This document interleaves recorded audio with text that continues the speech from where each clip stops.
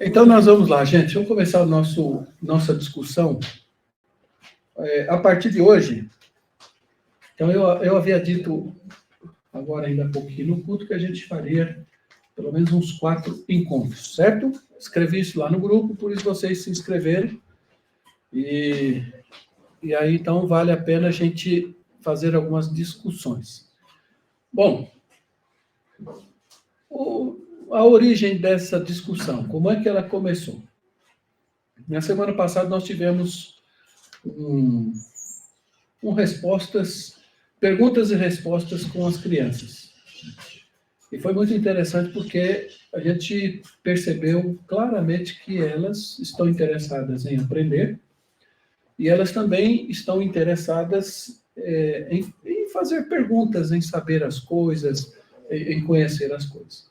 Então, em razão disso, eu saí dali, assim, muito feliz, mas, por outro lado, tudo aquilo que é gostoso, que Deus nos mostra, que é prazeroso, também implica na responsabilidade da gente fazer a nossa parte, certo?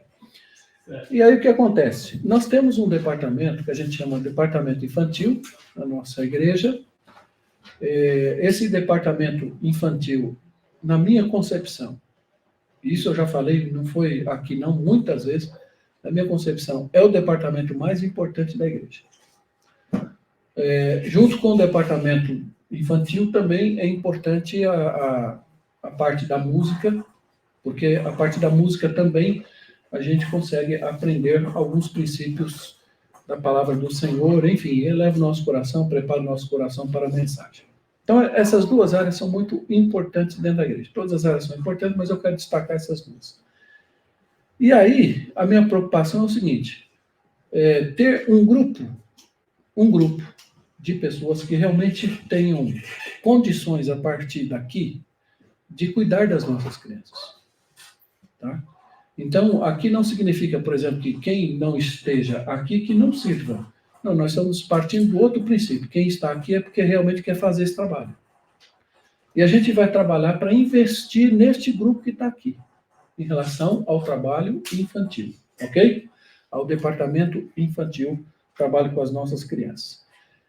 E aí, eu fiquei pensando, era mais fácil eu trabalhar uma discussão de educação como sempre se trabalha.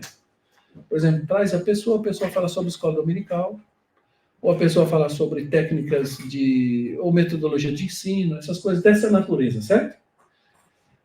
Tudo isso é válido, mas eu quero trabalhar numa outra perspectiva. Eu quero trabalhar com vocês o seguinte, quais são os fatores determinantes na educação? Então, quais são os fatores determinantes da educação? Quando eu falo em educação, entendam só, queridos, que a palavra educação, ela vem do latim, pelo menos na forma como a gente discute hoje, né? Você tem educare e você tem educere, o que alguns preferem dizer como educere. Essas duas palavras, na verdade, elas são próximas, mas têm um significado específico. Então, por exemplo, quando eu falo em educar, eu estou falando de uma educação de fora para dentro. É aquela educação em que há conteúdo no sentido de que a criança ou a pessoa se torna apenas um receptor da educação. Alguém vai dizer assim, mas isso é o método tradicional de ensino. Isso é bobagem que estão falando. Porque o método tradicional de ensino, ele também tem o seu lugar. Por quê? Porque muita gente hoje, quando fala, vocês vão ver isso mais especificamente, muita gente, quando fala educação, fala assim, o método que a gente usa é o método construtivista. Então, a partir da realidade do aluno, nós vamos construir uma educação. Sim, mas qual é a realidade do aluno? Essa é a pergunta que não se faz. A ideia é, para você construir qualquer coisa, você precisa primeiro ter uma base. Vou pegar aqui o exemplo lá do Vanderlei, é construtor. Então, primeira coisa, antes de fazer a parte de cima, você tem que fazer o quê? Um bom baldrame, um bom alicerce. Então, quando a gente fala em educação tradicional, quando a gente fala em método tradicional, ele é importante. Por quê? Porque ele vai cumprir exatamente essa sedimentação, essa fundamentação de conteúdos importantes para embasar toda a discussão depois da criança e a própria vida da criança, ou a vida da pessoa, se você não quiser usar o termo criança. Então, antes da gente desprezar, e aí a minha briga com os educadores em geral é justamente aí, porque muitos educadores falam assim, a educação tradicional está ultrapassada. Aquela que o professor fala e o aluno simplesmente é como se fosse alguém que tivesse sentado ali e ouvisse e pronto, acabou. Ah, não, então esse tipo de método não serve mais. Bobagem falar dessa forma. Por quê? Porque também tem o seu lugar. Antes de partir de uma realidade, você precisa ter fundamento. Então, quando a gente pensa, por exemplo, em construtivismo, que é uma visão mais de Piaget, a gente vai discutir isso, ok? Antes de eu construir qualquer coisa, eu preciso primeiro ter uma boa base, porque senão eu não vou construir nada. E o que eu construir, logo cai. Então, antes de qualquer coisa, a discussão educare é aquela que vem mais de uma educação tradicional, palavra, que vem de você ser alimentado, ok? E aí você tem uma outra palavra que é educere, ou educere, tanto faz aí, no próprio latim, que tem a ideia de você estimular as pessoas a partir de uma base que elas tenham, pensar por si mesmas. Se a gente pensar na discussão hoje, eu tenho certeza que cada um dos pais que estão aqui, inclusive, porque quando a gente fala em educação, não é educação para dar aula só. Educação envolve tudo. A vida inteira é um processo educativo. Ah, mas eu não sou professor. Não importa se você é professor, se você não é professor. Mas você tem neto, você tem sobrinho, você tem filho, você tem uma série de pessoas que precisam de você em muitas situações nas questões educativas. E quanto mais gente nós tivermos que saiba trabalhar com a criança desde a sua primeira infância, desde bebezinho para frente, até chegar lá à idade dos 7 anos, quando ela começa, de fato, a ter uma percepção mais de abstração, quando ela começa a escrever um pouquinho, quando ela começa a fazer um pouco de leitura, etc., etc., pensar mais abstratamente, a gente vai ter uma pessoa com outro nível, em termos até de pensamento, de busca por uma sociedade melhor. Então, veja, quando a gente fala em educação, a gente tem, de um lado, a importância de um método que vem de fora para dentro, portanto, você é alimentado, tem a sua importância, por quê? Porque ali é que você aprende a base. E você tem também a outra discussão, que é educare, ao invés de vir de fora para dentro, essa é aquela que você tenta despertar a pessoa para que ela pense por si mesma, para que ela busque por si mesma a educação, e, enfim, ela tenha o comportamento, não porque alguém disse, mas porque ela mesma, a partir do seu pensamento, chegou àquele comportamento. E eu tenho certeza que todos que estão aqui, com certeza, se eu perguntasse qual que você quer mais, claro, o que eu quero mais é que o meu filho, minha filha, pense por si.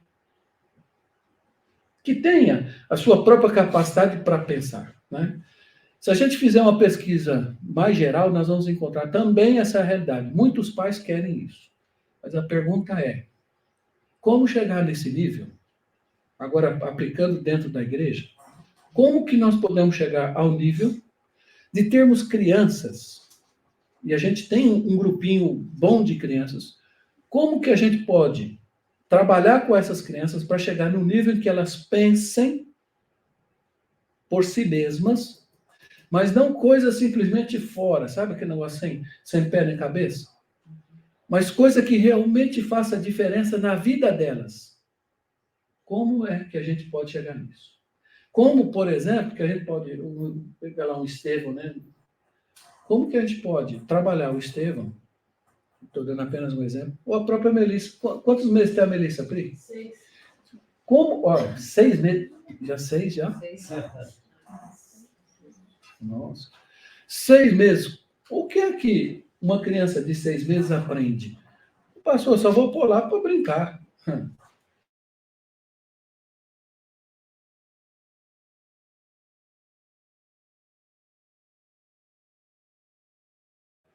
Vamos ter a mente aberta. Vamos abrir a nossa mente. Segundo, vamos abrir o nosso coração. Para a gente ter condições de entender o que vai ser passado aqui, Porque a gente vai chegar em termos de discussão, principalmente, porque o objetivo nosso aqui não é o pedantismo. O nosso objetivo é que as nossas crianças, elas cada dia mais se desenvolvam e assim consigam representar dentro delas e por onde elas estiverem a pessoa de Cristo. Então, esse é o objetivo nosso. Amém. Tá certo? Serem, de fato, crianças cristãs. O que quer dizer cristã? Cristão. Miniatura de Cristo. Então, quando alguém olhar para elas, realmente ali está uma miniatura de Cristo. Não é o fanático, porque elas vão pensar. O fanático não pensa, ele segue a ordem e acabou. Não, nós não queremos isso. Nós queremos gente que pense. Nós queremos criança que pense. E quando ela chegar a uma conclusão, a uma decisão, ela sabe por que chegou àquela decisão.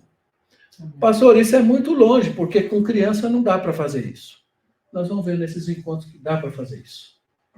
E Deus há de nos abençoar nesse sentido. Tá certo? Então, o assunto que a gente vai discorrer, fatores determinantes na educação. Hoje, especificamente, nós vamos trabalhar um assunto terrível, que eu chamei ali uma discussão de genética, hereditariedade e cultura da criança. Então, é isso que a gente vai trabalhar hoje. O que é genética? O que é genética? É a primeira coisa que eu começo a me perguntar o que é genética mesmo, não é? Isso. Popularmente, quando fala puxou o pai, puxou a mãe. Ah, não, aquilo ali é do povo. Puxou o pai, puxou a mãe. Falando é isso, puxou alguém. Puxou o pai, puxou a mãe, puxou... É verdade, fala assim, puxa, quando é coisa muito boa, sempre puxou o pai, né? Lá em casa, pelo menos, aqui puxou o pai. Só coisa boa, né? Aí quando tem alguns probleminhas, puxou a mãe, tá vendo? Né? Ou quem sabe pode ser até o contrário. Bom, vamos imaginar assim, quer ver? Vamos imaginar uma bola, eu acho que talvez seja mais dentro da nossa realidade. Imaginemos uma bola. Não vou falar coisa de comer, que ainda há pouquinho almoçaram, e pode ser que alguém ainda esteja com fome. Mas vamos pensar uma bola. Uma bola, certo? Aí, essa bola, imagina ela cheia. Ô, Luiz, eu posso citar esse exemplo de bola? Posso, né? Você não vai ficar com vontade de jogar bola agora, né? Vai ficar, né? Eu imaginei isso aí. Porque não, é coisa boa. Mas imagina uma bola e ela cheia. Não aquela bola vazia. Vazia não vai importar para nós. O que é uma genética? Vamos imaginar isso. Imaginemos que cada um de nós seja uma bola. Já vem a pessoa falar assim, está falando que eu sou gordinho. Não. Eu estou citando um exemplo que não tem nada a ver com nada. É só para a gente entender. Imaginemos que cada um seja uma bola. E essa bola está cheia. Imaginemos nós, cada um de nós. Este cheio que está dentro da bola, imaginemos esse ar, etc. Isso tudo a gente chama do seguinte, uma composição genética. A genética, de uma forma muito simplista, quando você... Eu vou ter de falar essas coisas. No cruzamento do espermatozoide e óvulo, é por aí o caminho. Isso. Existe no cruzamento. Os dois se juntam. Quer ver uma coisa assim que dá para a gente pensar emocionalmente? Olha que coisa linda. No relacionamento sexual, nós estamos falando de 250 milhões de espermas. Está entendendo, né, Chacon? 250 milhões. Nós estamos falando a quantidade. O que acontece? Aí você tem o óvulo, beleza? Vamos tentar agora a genética da coisa. Tem o óvulo. Esses 250 milhões, todo mundo lá vem correndo, vai todo mundo ali, até chegar lá, no óvulo. Tem uma membrana nesse óvulo. A curiosidade é essa. Quando um espermatozoide entra, ou ele começa a entrar, essa membrana, ela solta como se fosse uma enzima, que não deixa mais ninguém entrar. Por isso que o caso específico, né, de eugênios é quase raridade. Entrou lá o espermatozoide, não entra mais ninguém. Da fusão desses dois, espermatozoide mais óvulo, é dali que começa o nascimento. Bom, a partir do nascimento, o que ocorre? Esta junção dos dois vira uma só célula. Então, eram dois, agora viram um. Olha como a Bíblia fala, se tornarão os dois uma só carne. E vira realmente, né? Aí, se torna uma só carne, uma só célula. Vamos imaginar assim, uma só molécula. Ali dentro, quando acontece a junção do óvulo e do espermatozoide, detalhe, toda a carga genética, tudo que você vai ser, está ali dentro. A partir do momento do encontro do espermatozoide e do óvulo. É tremendo. Tu és tremendo. Não é? Uma coisa curiosa. Eu falei de 250 milhões, não foi? Quantos entram lá? Um. Ah, mas tem um gêmeo, sim. Mas e aqueles que têm trigêmeos? Sei lá. Tá, mas aí você já tem outro tipo de processo. Nós estamos falando do processo comum. Sabe o que é que significa isso, Jacó, antes de você dormir? Olha bem. O privilégio que você tem de estar hoje aqui. Quantos milhões foram descartados? E você está aqui hoje. Pensa. Aí eu falo de novo, vou usar a palavra da irmãzinha ali. Deus é tremendo. Vamos imaginar, a gente não para analisar essas coisas, mas analise só de um ponto de vista do privilégio que nós temos em estar aqui. Pensa. Um dia desse a Tayla, minha Tayla ali, perguntou. Minha Tayla. Ela até olhou assim, né? Eu nunca perguntei. Perguntou assim para mim, pai, por que a gente tem que viver? Essa vida é difícil. Vida é difícil. Vida é difícil. Não é? Quantas vezes você já perguntou assim, para que viver, meu? Fernandinha faz assim, você vê, a menina tem 5 anos de idade. Brincadeira. Perguntou, por que você tem? Onde é que se processa a salvação? Nesta vida. Se a gente não passar por esta vida, não tem discussão de salvação. Não tem como a pessoa, do nada, aparecer lá no céu. Ela tem que passar por esta vida. Ou seja, se você analisar do ponto de vista de salvação, 250 milhões, só você, olha o privilégio que Deus te deu. Isso nós estamos falando de discussão genética. Detalhe. Isso tudo, toda essa carga genética, ela tem uma influência, ela define muito do que nós somos. E aí eu quero entrar em alguns detalhes aqui com vocês. Aqui eu mexo aqui, Tayla? Aqui mesmo? De baixo, de baixo. Então vai ser difícil para eu ficar. Então tá. Quero fazer algumas perguntas. Na prova você considera que eu estou mudando o slide. Perfeito. Algumas perguntas que eu quero que vocês me ajudem na reflexão. Até que ponto a hereditariedade individual? Detalhe. Quando a gente fala em carga genética, nós estamos falando em individualidade. Quando nós falamos em hereditariedade, eu coloquei individual que é para provocar, mas o Luizinho é uma pessoa. Geneticamente, ele tem a sua carga genética. A Pri é outra pessoa, mas é a mãe, sim. Existe uma relação filho, tal, mãe, etc. Mas existe a individualidade. Essa individualidade que a gente quer discutir. Até que ponto a hereditariedade individual predispõe nossas personalidades, preferências e habilidades diferenciadas? Então, até que ponto, por exemplo, o fato de ter juntado lá espermatozoide mais o óvulo, dali para frente a minha carga genética já veio. Em que isso influencia, por exemplo, as minhas habilidades de fazer determinadas coisas? Em que isso também difere da minha personalidade? São vários os filhos, mas criados pelos mesmos pais, dentro da mesma família, e os filhos são totalmente diferentes. O que é que faz isso? Então, até que ponto, a nossa discussão é por aí, até que ponto a genética provoca esse tipo de coisa? Aí você tem, será que a nossa constituição genética individual explica por que uma pessoa é extrovertida e outra tímida?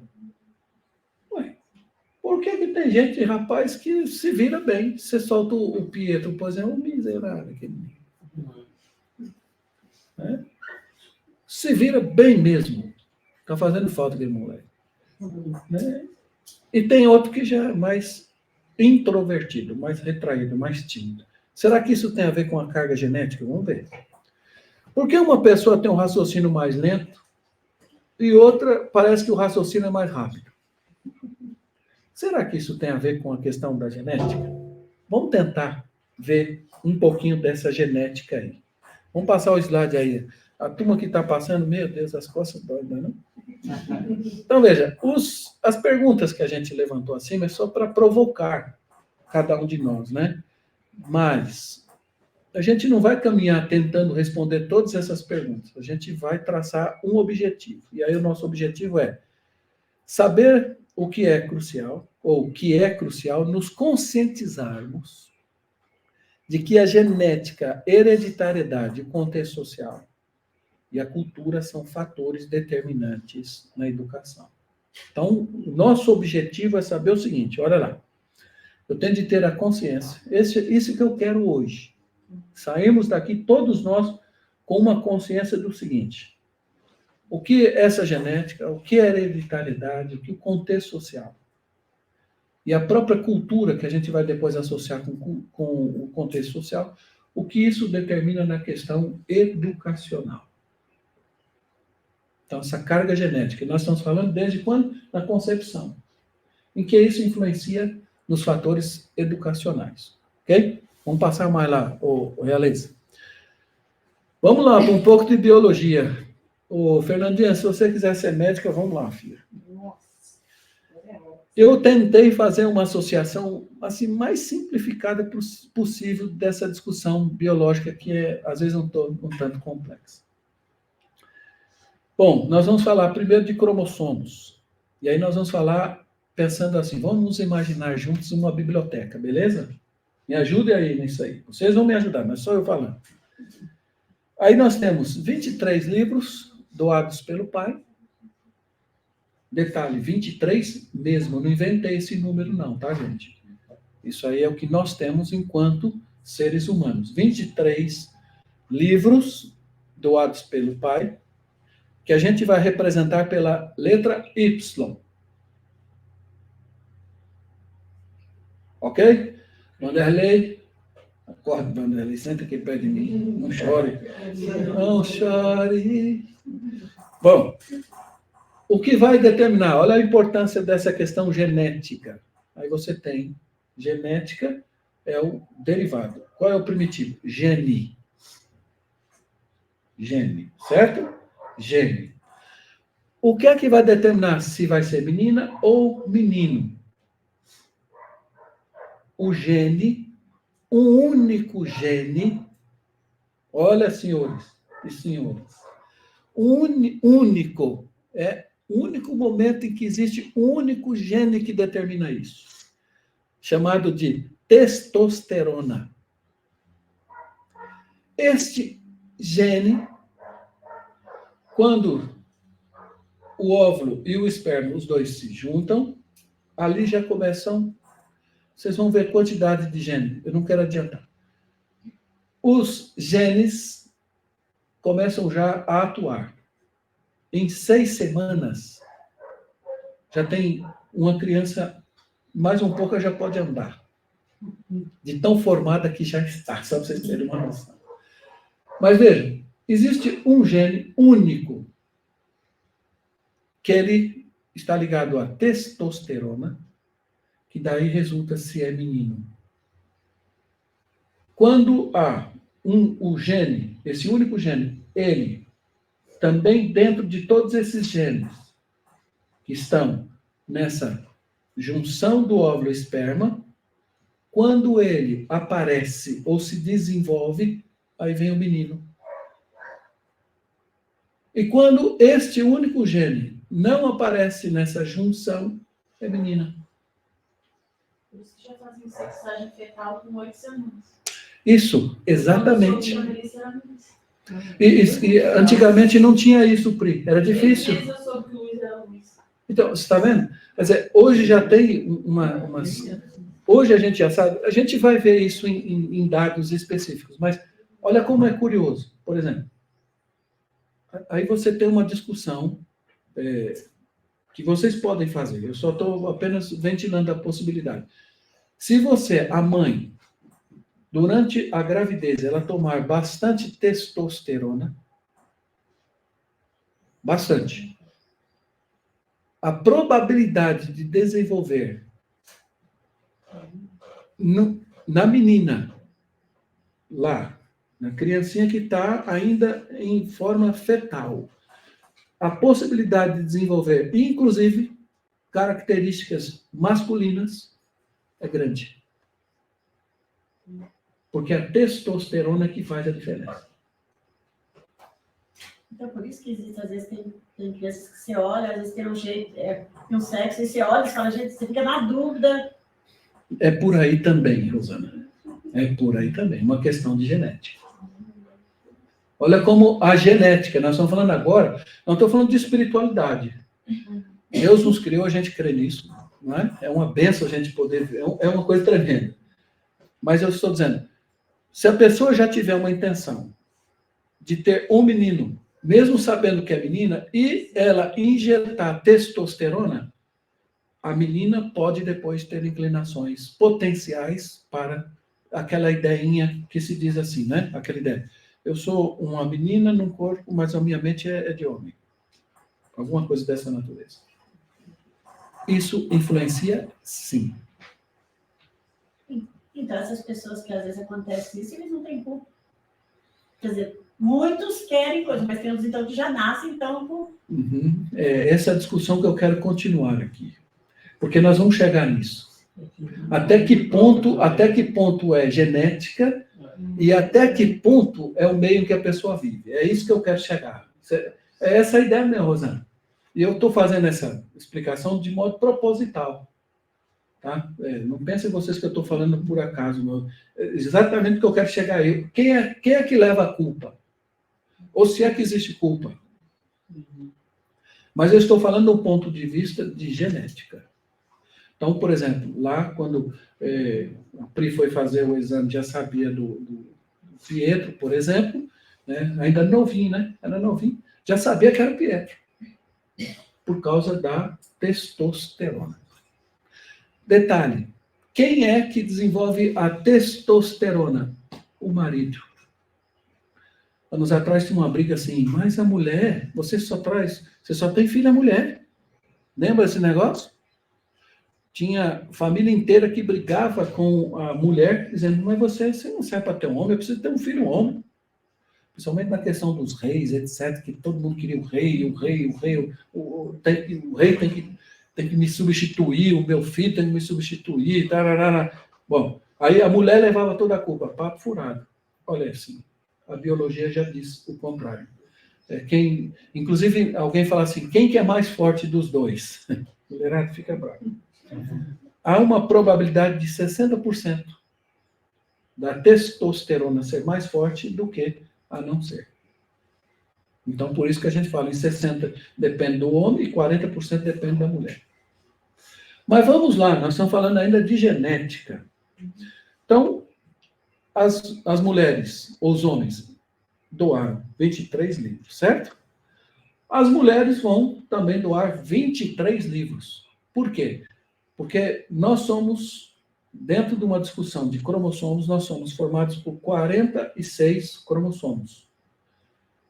23 do pai, 23 da mãe.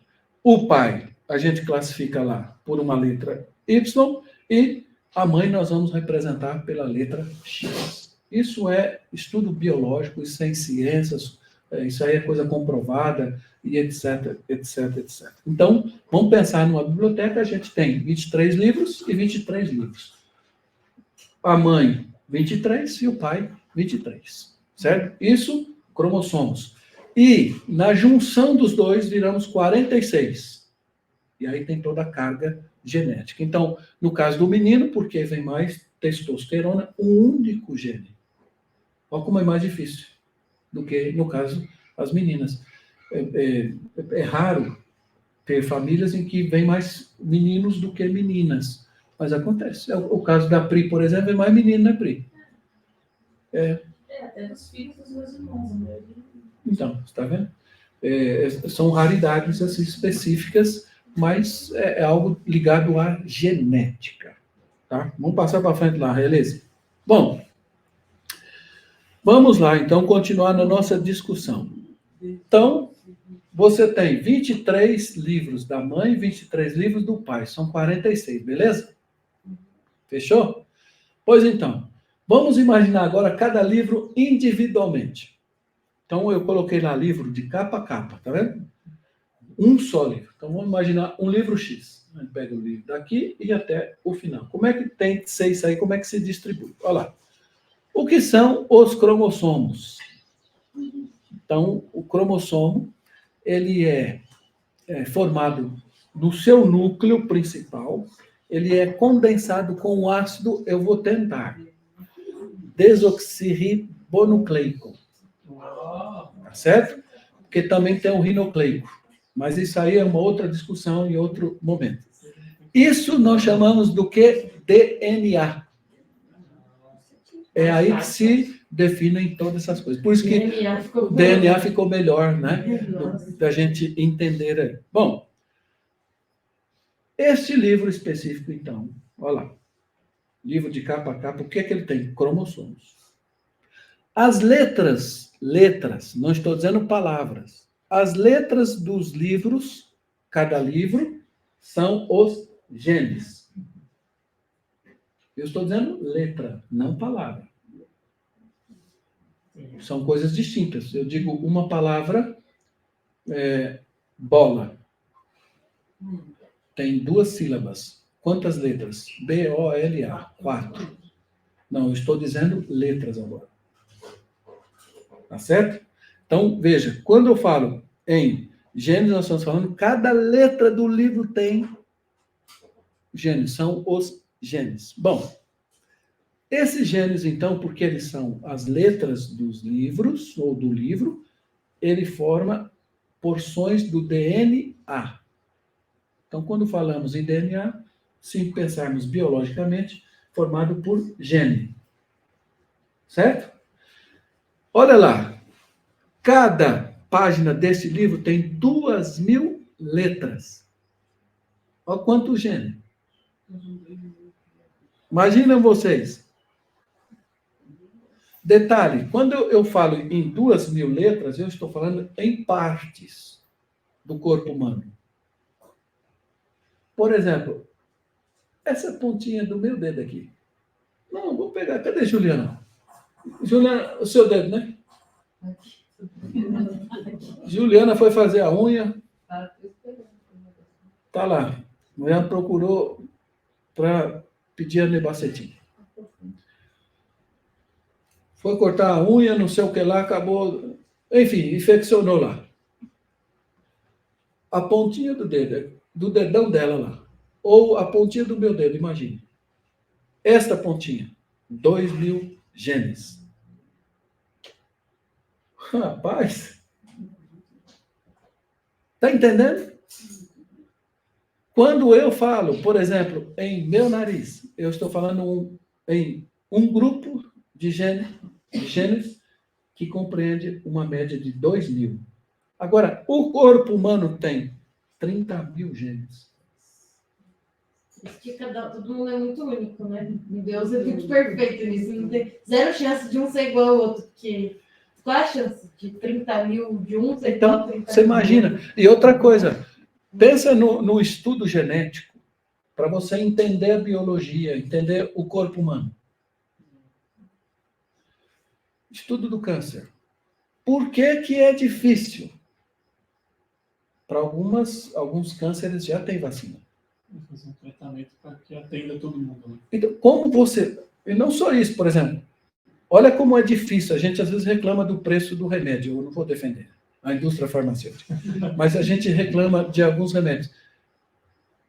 Pensa, a pesquisa que foi feita, imagina 30 mil genes para você tentar entender algumas doenças. E ali você criar algum mecanismo para literalmente enganar o seu organismo ou fazer com que o seu organismo ele trabalhe para curar a si mesmo. Você fala assim, eu estou com dor na cabeça, certo? Vamos imaginar que seja uma coisa assim, simples, sei lá, uma dor na cabeça porque você saiu no vento frio. Não é nem uma sinusite, não é. Mas saiu lá, tomou uma viração, uma quebra de vento, essas coisas.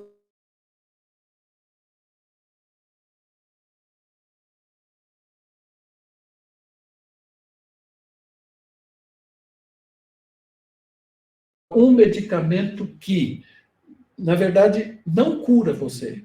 Mas o que é que ele faz? Ele manda funções neurais para o cérebro, para que naquela dor específica o cérebro não reconheça que está doendo aquela parte. Ele não curou nada do seu organismo. Ele apenas, como se fosse um bloqueio naquela função do cérebro para você não sentir dor. Mas a razão da dor continua lá. O mesmo remédio tem que funcionar para todo mundo, né? São E, pessoas exato. completamente diferentes. E aí você tem a dificuldade. Olha como é difícil você trabalhar com 30 mil genes. É por isso que para uma pessoa, a pessoa chega e fala assim, esse remédio foi muito bom para mim. Então tu pode tomar. Uhum. Só que cada um é de um jeito. Tem coisa geral, que até pode servir para um e para outro, mas na maioria dos casos, até considerando o que vocês estão recebendo de informação agora, na maioria dos casos, o que serve para um não serve necessariamente para o outro. Então, por isso que tem que estudar essas questões. Mas, olha só.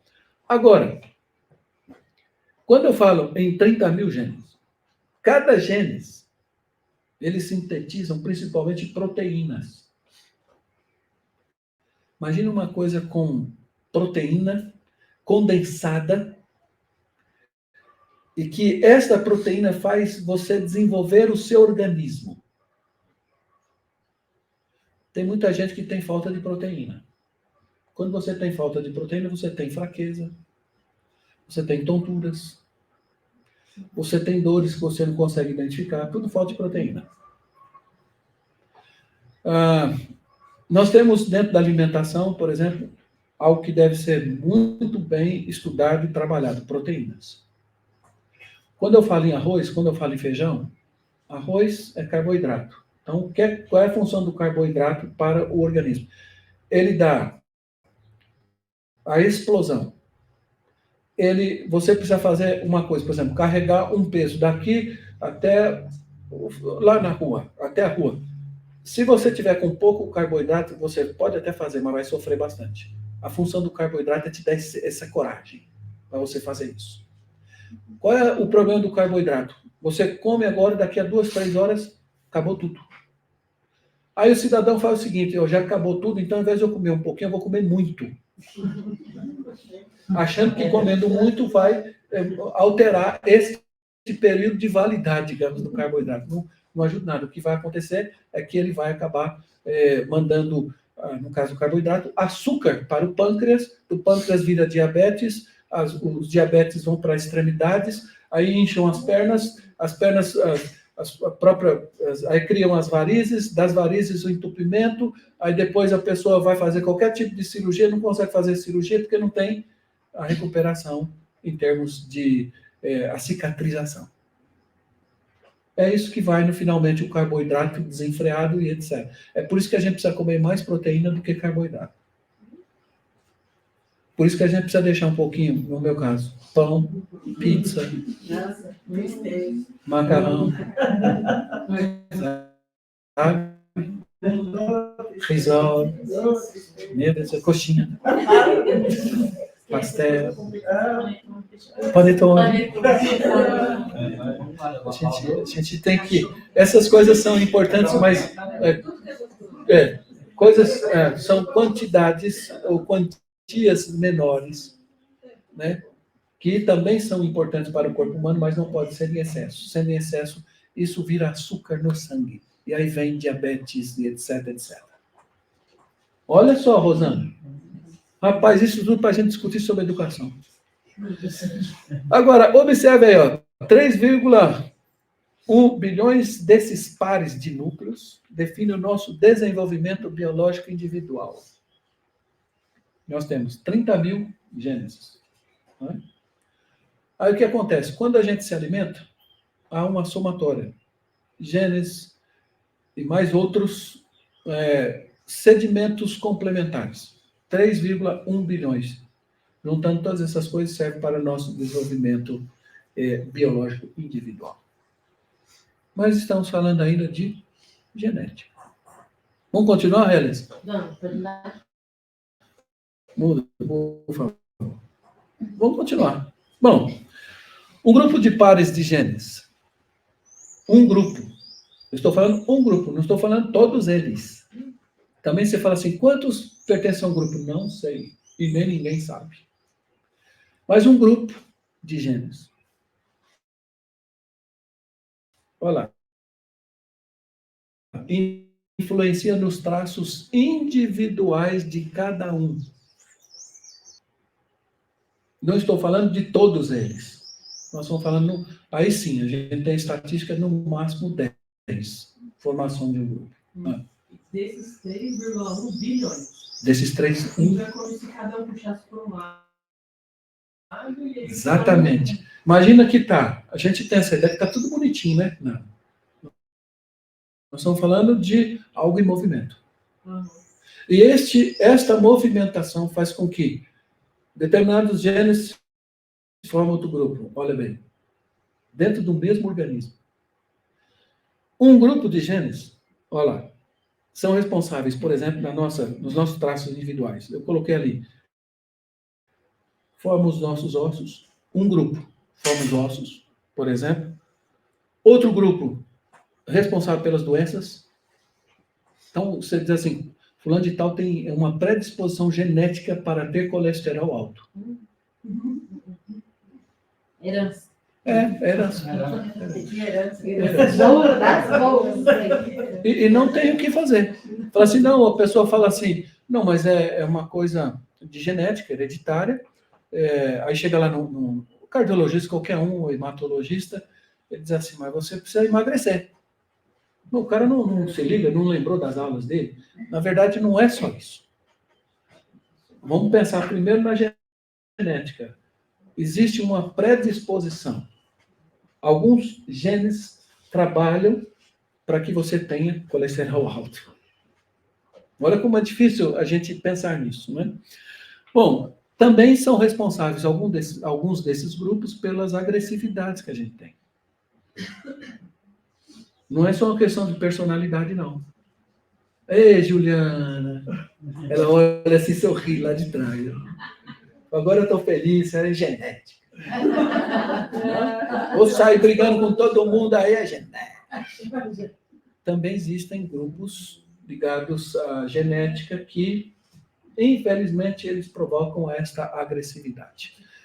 Bom, há de se entender, gente, que existem situações também. A genética sozinha, ela tem a sua potencialidade. Mas depende de alguns fatores também.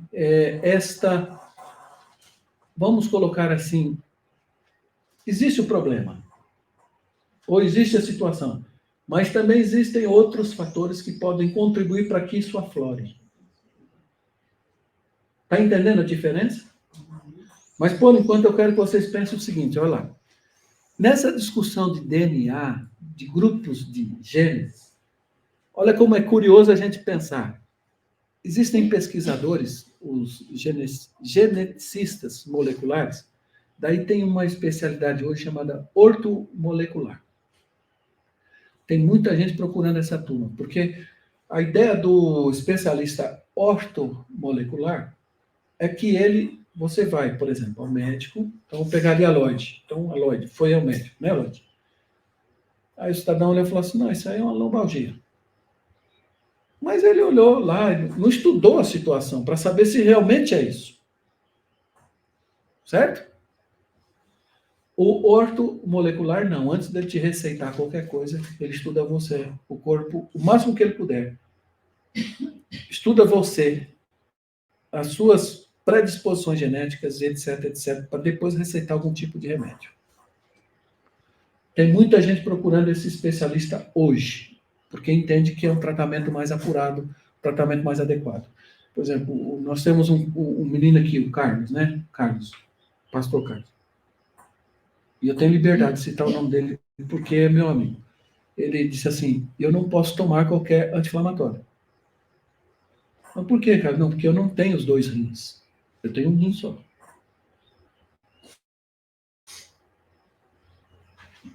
Então, vejam o caso específico dele, né? Como que eu vou chegar num clínico geral, com a garganta inflamada, e o cara vai olhar para mim e dizer assim, o que você tem? A minha garganta está doendo. Olha, tá bom.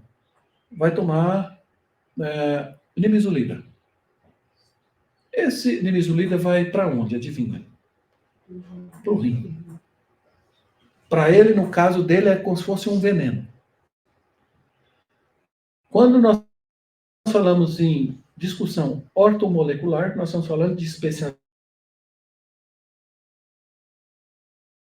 que vai estudar primeiro o que vai ser feito para você, para o seu bem, necessariamente. Este grupo tem surgido de pesquisas genéticas. Só para vocês terem uma noção, até trouxe ali uma discussão de obesidade. Há um grupo de pesquisadores, gente séria, que trabalha com genética, que tem estudado o grupo de genes que forma a tal da obesidade, que predispõe para a obesidade. Isso é uma benção, não é? Não é uma benção? É uma luta. Eles descubram muita coisa. É. Outro grupo tem estudado, dentro da genética, os genes que colaboram para a bipolaridade. O cara tá bom agora, daqui a 2 minutos tá um satanás. Não? Não é? Não tem um negócio assim? Tem um cara que está em mania, hoje ele está em mania, e o cara está feliz da vida. Nossa, o cara vem te abraça e não sei o que. No outro dia ele não está em mania, ele vem, não quer ver você nem pintado de ouro, rapaz. E além disso, ainda tem um grupo também, grupos de cientistas pesquisando sobre doenças emocionais. Existem também, segundo eles, grupos de genes que também provocam as doenças emocionais diversas. Inclusive esquizofrenia, que é quando você cria aquilo que não existe. Então você, por exemplo, você cria um amigo imaginário. Criança tem isso até certa idade, ok? Normal. Mas eu digo velho, que continua com a mesma mania. Eu estou vendo o meu amigo imaginário. Depois de 60 anos de idade, está vendo o amigo imaginário. Né? Então, esse tipo de esquizofrenia, por exemplo, traz uma série de implicações. E o estudo hoje é em cima dos genes para tentar descobrir como resolver os problemas dessas doenças. Uma criança que teve o amigo imaginário na infância. Normal. É normal. Depois ela esquece e nunca mais. E mesmo assim, a gente tem... existem algumas flexibilidades nisso. Né? O que não pode é, depois de muita idade, a pessoa ainda ficar naquilo. É o tal da síndrome do Peter Pan. Né? Ou Peter Pan, sei lá. Ou Peter Pan, melhor. Peter Pan, em que a pessoa vive eternamente a criança. Um velho com ideia de criança. Já viu esse negócio? Né? Então, são coisas, mas infância, você tem uma série de estágios. Dentro dos estágios, é permitido, digamos assim, você ter algumas manifestações. Agora, daquele estágio passa para o outro, você tem de aconteceu o que a gente chama de processo de maturação. Né? Então, são coisas interessantes para a gente pensar aqui também, Ele né? não tinha, quando tinha mais ou menos 2 anos e meio. É Ele normal. falava com o Didi. É? Só que agora eu pergunto para ele do Didi, ele que Didi. Aí, tá vendo? Sim, outra coisa legal falar. Até os 3 anos e meio, mais ou menos, aquilo que a gente fez com 3 anos e meio, você sabe que você é mãe. Mas a criança dificilmente vai se lembrar dessa idade. A nossa consciência, em termos do que a gente faz em comportamento, 3 anos e meio para frente é que aparece isso. É curioso, né? A gente apaga. Tem coisas que o meu avô faleceu no meu aniversário de 3 anos. Eu sei do que fala, né? Uhum. Mas eu não lembro Não lembra? de rosto, de estar com ele. Só falam o que eu fazia para ele, mas de resto não é mais nada. E é isso mesmo. Tudo isso essa discussão toda nossa não é uma questão espiritual, não, isso é genética. Todo mundo é assim. Né? Pode ter uma exceção ou outra, mas é muito raro. Nós estamos falando daquilo que é dentro da normalidade. Os 3 anos e meio, até 3 anos e meio, você pode fazer tudo. É por isso que alguns pais até me procuram em algumas situações e falam, mas pastor, eu fiz tão bem a pessoa, olha lá, do 0 ano de vida até os 3 anos e meio, eu cuidei tão bem. Eu falei, mas não lembrou nada. Mas como é que você vai colocar isso na cabeça do pai e da mãe, que não lembrou nada? Que realmente a consciência passa, são coisas dessa natureza. Bom, agora a gente parte do seguinte, a gente viu a discussão genética. Genética realmente tem uma influência grande. Né? O que foi? Já passou de 3 Eu anos não e lembro meio. nem que eu não sei antes. Eu também estou mais ou menos... Já foi 3 anos e meio. Já foi, tá? Vamos começar a resgatar aí. Eu lembro, cara, mas estava boa comigo. Vamos sempre. Bom, vejamos. Mas então a gente vamos ter a consciência de que genética é importante. Sim. Existe uma predisposição, cada um de nós tem uma genética. Temos aí toda essa contabilidade, 30 mil genes. Imagina, como que o cara vai chegar a um remédio para a obesidade? Estudando 30 mil genes. Não, pensa, não é fácil, meu. Imagina como o cara vai chegar a uma conclusão de como é o Vanderlei. Não chega. Você vê como é difícil, e daí a importância de se fazer pesquisa. Aí aproveita o ensejo e fala, por que o Brasil não vai para frente? Porque não tem pesquisador de qualidade. Os pesquisadores de qualidade daqui vão tudo para fora dos Estados Unidos. Aí vão lá, trabalham a matéria-prima, quando votam em inovação tecnológica, por exemplo, ou qualquer parte de saúde, vende muito caro aqui. Mas o cara é do Brasil. Então, infelizmente, o nosso país não investe em pesquisa de qualidade. Então, os outros países veem potencial e arremata e acabou. Não deixa o cara voltar Exato. mais. Não, e é isso mesmo. Inclusive, quando eles saem daqui com bolsa de estudo, chegam lá, eles assinam um contrato dizendo o seguinte, que por um tempo eles têm que ficar no país fazendo pesquisa para o país de lá. Não volta para cá assim, não. Então, essa é uma situação. Bom, genética é importante. Mas agora eu quero partir para o outro campo, que não é só genética, até coloquei lá. Então, entra no que a Rosana falou. Então, não é culpa dessa turma. Não Sabe é? o que eu falo, professor? Olha, que adolescente faz tempo, porque quando eu era adolescente, né? Tinha uma amiga minha. Não era nem nascido. Ela era amiga da minha irmã, porque eu era criança ainda, não era adolescente. E ela casou, ela teve sérios problemas. Assim, eu lembro como se fosse hoje. E aí, depois, eles falaram assim que ela era mulher macho. Aí eu ficava assim, mas o que é mulher macho? Né? Eu fui perguntar.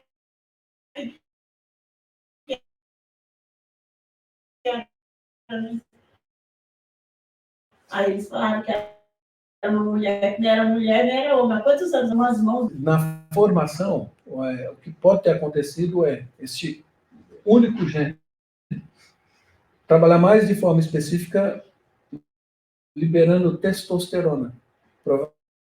Provavelmente aconteceu isso aí, e aí é genética. E ela sofreu, coitada. Imagina, há mais de 60 anos atrás. Eu imagino como ela sofreu, e não O deve ter marido sido dela fácil. não quis expulsar ela de casa porque ela não era mulher, eu lembro como se fosse hoje, ela era amiga nossa. E a gente não entendia, nossa, ela sofreu muito, ela quase tentou se matar. E assim, porque ele falava que ele não tinha casado com uma mulher. Então, é a dificuldade, né? Hoje em dia, a gente já tem mais estudos, assim, em termos até de genética, para a gente entender algumas situações. Mas, por exemplo, só para vocês terem uma noção, quando a pessoa acontece uma situação dessa, ela pode tomar o hormônio feminino. E resolve quase 100%. Aí, quando o cara, por exemplo, a mulher quer virar homem, ela toma o hormônio testosterona, pronto. Olha, sabe, aí que tem todas essas questões que envolvem discussão genética, e aí você já tem a outra parte que é externa. Então, por exemplo, a minha genética já tem uma predisposição para determinada situação, e eu vou lá e potencializo isso com remédio, ou com hormônio. Então, aí pronto, aí tem uma série de outras implicações, né? Então, o cara, dependendo, por exemplo, mesmo o rapaz, ele é homem e quer virar mulher. Se ele tomar um hormônio feminino, ele vai criar seios, enfim, vai afinar a voz. Você tem muito problema disso em academias, né? Por exemplo, as mulheres não querem ficar fortes, não sei o que lá. É muito interessante. A gente conhece uma turminha que faz isso. Pessoa normal, mulher normal. Depois começou a entrar na ideia de fazer academia, não sei o que lá, queria ficar forte para lá, para cá. Não.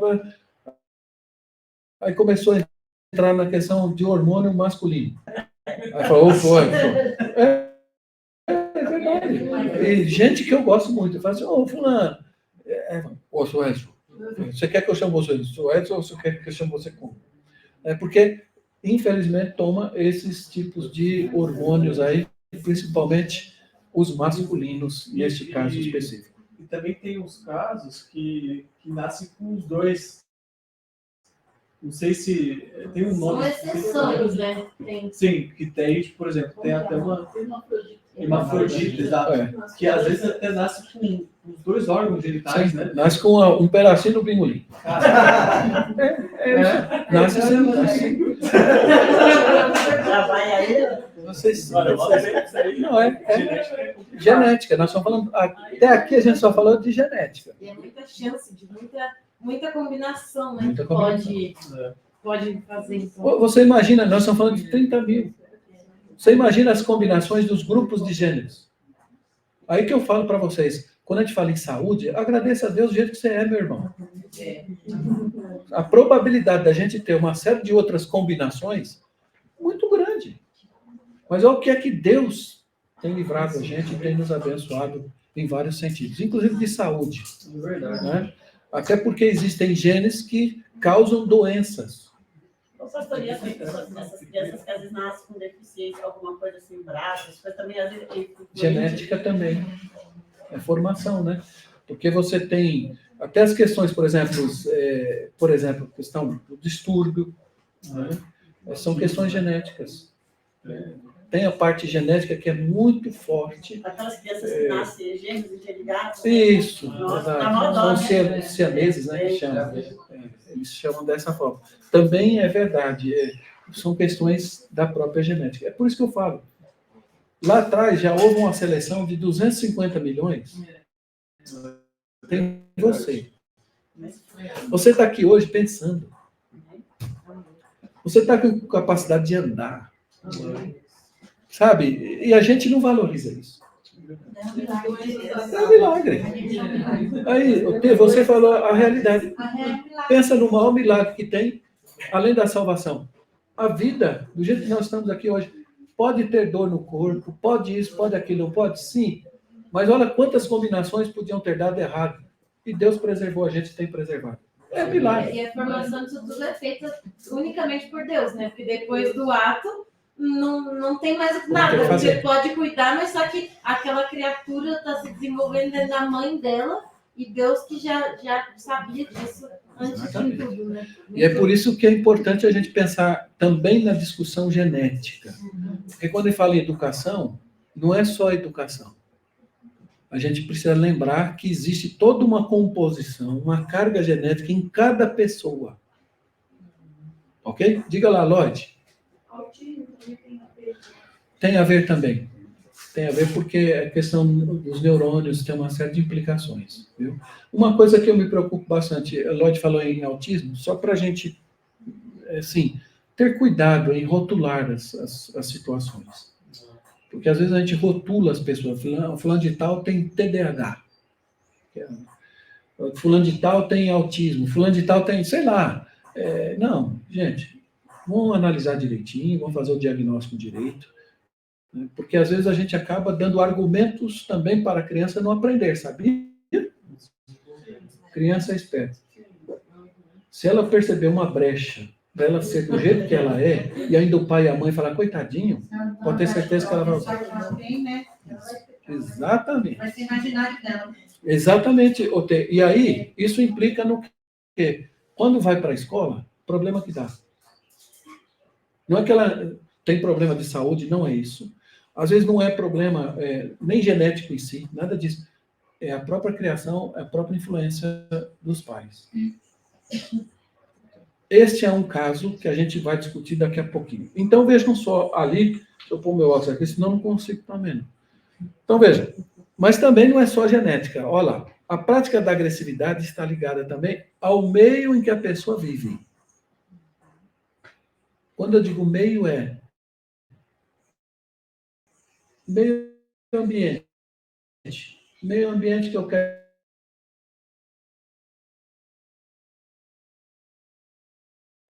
dizer, pode ser celular, certo? Pode ser família, pode ser, enfim, diversos fatores.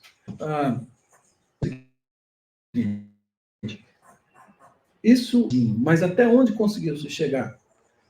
Nós podemos dizer agressividade genética e 50% do contexto social, lugar em que a pessoa vive. Isso também se carrega desde o início, né? Fala aqui, por exemplo, que a gente está falando de crianças de 3 anos e meio para frente, né? Mas acho que fica uma memória na criança de como que é o ambiente, tal. Até palavras que elas aprendem, né? Às vezes expressa da forma que a família fala, né? O que ouve, se eles falam, se ouve muito, não pode, a criança já fala logo, não pode também, entendeu? Já reproduz, né? Aquilo que você tem uma discussão aí, porque você tem, de um lado, a genética. Quando a pessoa é agressiva, você tem, de um lado, a genética. Então, já existe uma preposição desses grupos de genes. Então, ela não é agressiva porque quer ser agressiva, necessariamente. Ela já tem uma predisposição. Quando eu digo predisposição, não significa que ela vai desenvolver aquilo. Está entendendo o que eu estou falando? Sim. Aí é que está a questão, Rosana. Mas fulano e tal, é assim porque geneticamente é assim. Ela tem a predisposição genética. Agora, depende de cada um, ou de determinadas situações, aflorar ou não essa genética. É isso que faz a mudança. Diga lá. Pastor, quando a gente coloca nisso 50% ambiente e personalidade, né? Uhum. Eu vou falar por mim, né? Sim. Mas, enfim, eu lembrei de 2 Coríntios 5:17, né? Uhum. Não adianta a gente querer tirar, eu sei que a gente está falando de genética, mas nós somos cristãos. Portanto, se alguém está em Cristo, é nova criação. As coisas antigas já se passaram, né? Uhum. E eis que surgem novas. Só que a gente dá uma alusão a isso aqui, como se a gente, após o Senhor nos salvar, a gente... Claro, as coisas devem se passar, só que a nossa personalidade em algumas coisas é uma luta contra o pecado todo dia. Sim. Principalmente, assim, tem pessoas... porque, assim, claro, há uma diferença entre a pessoa do mundo e a cristã na minha cabeça. Uhum. A do mundo, ela vai errar com você, vai pecar contra você, e ela não vai se focar em relação a isso. Certo. Porque às vezes a gente é agressiva, a gente refala, às vezes a gente peca contra... A gente pega contra Deus e pega até contra Deus, imagina contra o outro, né? Uhum. E a nossa diferença, que é o Espírito Santo, por isso que a terceira pessoa da Trindade está em nós, é o quê? Ele nos convence, né? Você errou e tal. Então, eu penso, eu como mãe, que eu não era cristã, né? Uhum. Eu e o Ricardo, a gente procura no Estevão, lá em casa, no nosso lar, o ambiente ele é muito importante mesmo. Né? A gente tenta, assim, às vezes até discussões, não discutir perto dele, palavras torpes, eu falo com meus pais, né? E tal, para quê? Para crescer num lar sadio, porque para ele crescer e querer também, né? Ter essa base como família, Perfeito. que hoje em dia é destruído, né? Perfeito. Ninguém pensa como família. Ô, Juliana, você leu um texto, depois a gente vai entrar nessa discussão bíblica, porque tudo a gente vai, não é só olhar do ponto de vista da biologia, da genética, a gente vai olhar do ponto de vista de Deus, né? Porque também é muito fácil, aí vou emprestar a sua ideia, tá? Muito fácil a gente falar assim, a coisa aprendemos assim. E só para vocês terem uma noção, lá no próprio texto de Jeremias, em várias partes, Deus diz assim, como é que você vai fazer o bem se você se habituou a fazer o mal? É Bíblia. Né? Quer dizer, quando a gente se habitua a fazer o mal, como é que você vai fazer o bem? Nunca faz. E aí fala assim, mas todo mundo é pecador. Sim, mas você sabe que é pecado. Por que você ainda está alimentando esse pecado? Sabe? A gente tem que fugir dessas coisas. E aí, quando nós falamos em genética, a gente tem uma predisposição genética para algumas coisas. Olha para dentro de você, analisa um pouco algumas situações. Por que você vai se entregar? Quando eu escrevia sobre essa questão da agressividade, porque eu fiz um texto disso. Quando eu escrevia sobre essa discussão da agressividade, eu falei assim, rapaz, vai ficar um prato cheio para quem é agressivo. Aqui é o contrário, a gente saber que tem uma predisposição, se for genética ou mesmo uma coisa do meio ambiente, o que é que eu tenho que fazer? Eu tenho de me policiar mais. E aí sim, eu vou emprestar o texto que a Juliana leu lá de 2 Coríntios. Quem está em Cristo é nova criatura. Não é da noite para o dia, mas é sempre, sempre, sempre e sempre. Opa, espera aí, meu. E você precisa se tocar, não é o outro. Sabe? Aquilo que está prejudicando é você. O que é que vai trazer isso aqui? Aí eu vou falar, porque é direito, eu não sei. Tá, mas isso vai trazer o que para você? Vai trazer paz para você? Vai trazer alegria para você? Não, não vai trazer alegria, não vai trazer paz. Meu filho, fuja disso. Para que desgaste mais? É só sofrimento, né? É só sofrimento. Então, tem coisa que a gente precisa fazer análise. E é para isso que a gente está aqui hoje à tarde, para a gente entender um pouquinho. A criança, às vezes, ela apresenta agressividade. Pode ser uma questão genética? Pode, sim. Mas também pode ser uma coisa que está aprendendo dentro da nossa casa. Isso é sério. Vamos passar um pouquinho só? Quero entrar um pouco mais nisso. Influência dos pares. Então, algumas influências, fatores determinantes na educação, certo? Tem uma questão genética. Agora eu quero falar da influência dos pares. Olha aí, talvez seja a resposta. Quando eu digo pares, são os contextos entre colegas, amigos, onde a pessoa se enquadra de acordo com aqueles com quem se identifica. Tem um fator genético, a gente já viu, mas tem um fator também que a gente chama de influência dos pares. Eu tenho uma predisposição genética para agressividade. E onde eu estou localizado lá, eu tenho colegas, eu tenho amigos e tenho pessoas que se enquadram dentro da agressividade. Qual vai ser o resultado? Não tem como fazer diferente.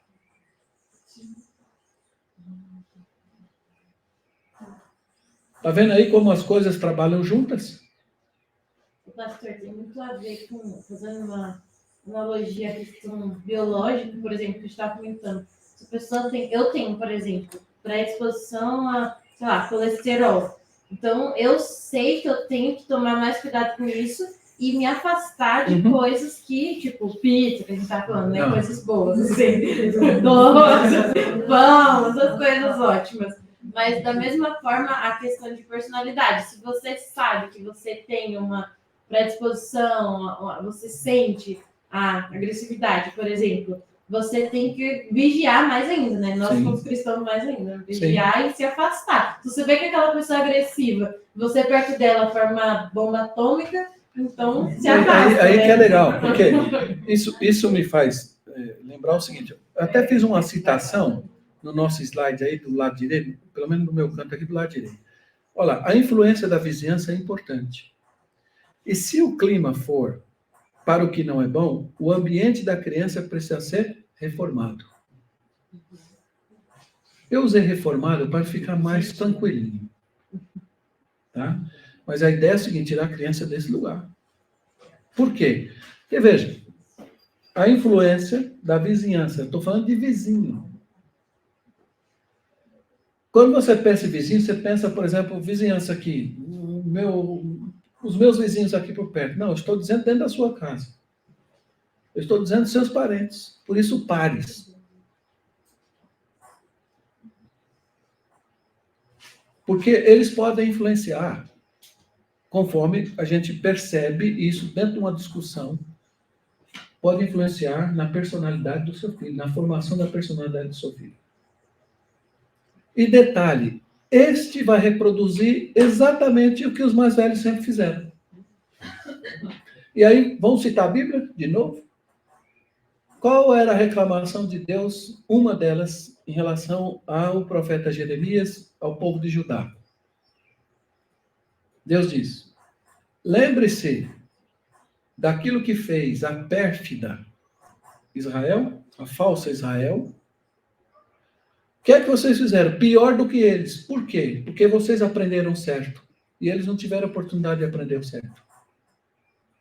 O que estava discutindo ali? Exatamente essa reprodução daquilo que você aprendeu dentro do meio que você vive.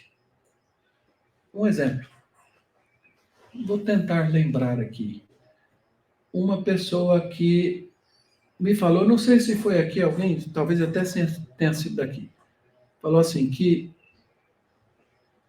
eu acho que foi até o Ricardo, eu acho, não lembro mais quem foi, mas alguém me falou isso, contando uma experiência. É legal a gente trocar essas experiências porque a gente cresce. Disse assim que vivia num ambiente em que as pessoas fumavam. Pessoas fumavam. E a pessoa queria parar de fumar. Ah, foi você? Eu não lembrava mesmo, honestamente. Então, queria parar de fumar. Qual foi a orientação? Sai de perto dessas pessoas, porque senão sempre você vai ficar fumando.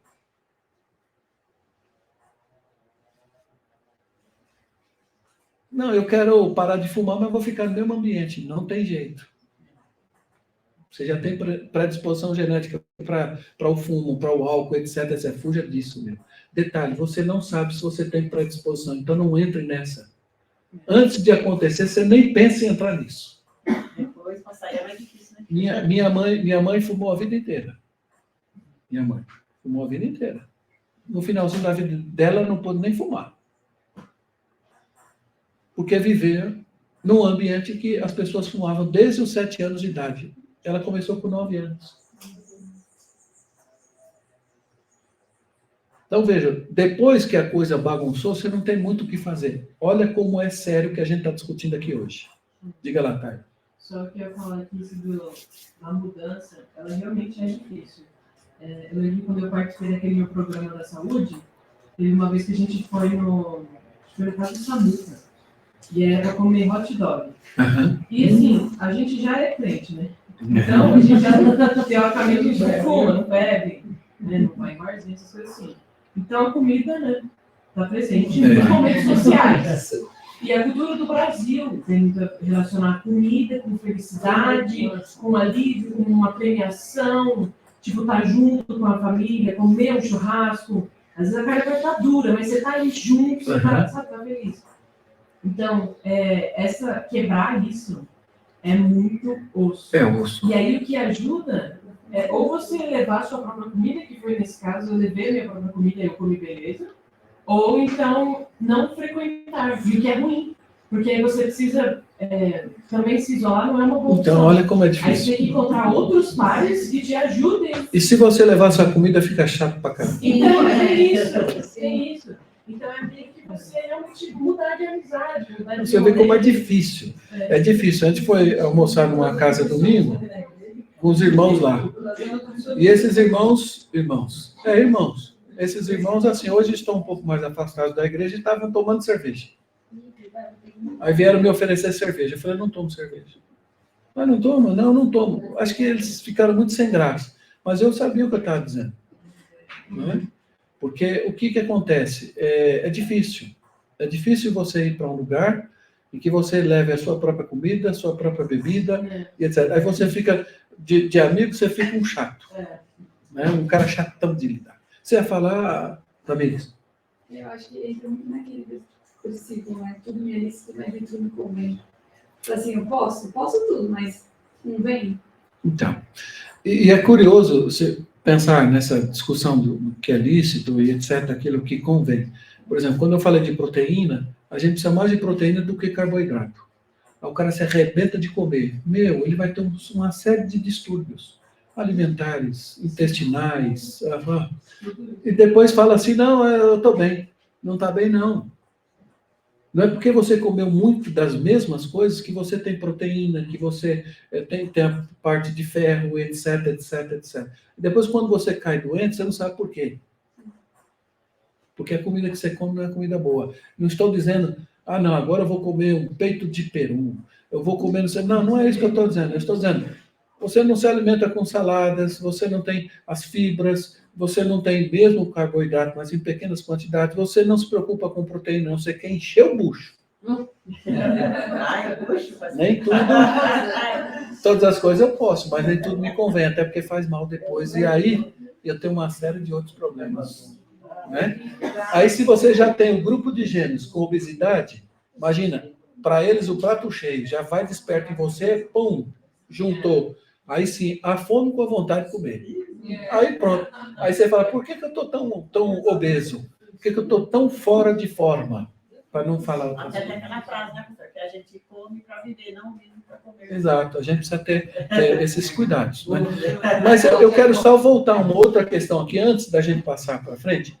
Observe ali que naquela citação que eu falo dos pares, eu digo assim, são os contextos entre colegas e amigos onde a pessoa se enquadra de acordo com aqueles com quem se identifica. Você sabe que a gente nunca procura a pessoa que diz para a gente assim, você está errado. A gente sempre procura aquela pessoa que a gente acha que vai dizer sempre sim para nós. Eu acho que é por isso que eu, ultimamente, não estou sendo convidado mais para as festas. Né? Foi novidade no domingo ser convidado com uma festa de aniversário. Debaixo daquela chuva, fui por amizade àquelas pessoas. Mas eu estou dizendo, a gente convida quem a gente se identifica. Isso é perigoso. No campo de vista espiritual, é perigoso. O rei de Israel falou o seguinte, traga o profeta. Chegou o profeta lá, detonou o rei. O senhor está em pecado, vai acontecer assim com Jerusalém, e etc. Esse profeta eu não quero. Chama outro profeta, veio outro profeta. O senhor é um bom rei, se o senhor sair para a guerra, vai dar tudo certo. Este é o profeta que eu quero do meu lado. A gente só quer, ou se identifica com as pessoas que a gente acha que é igual a nós. Isso me preocupou bastante.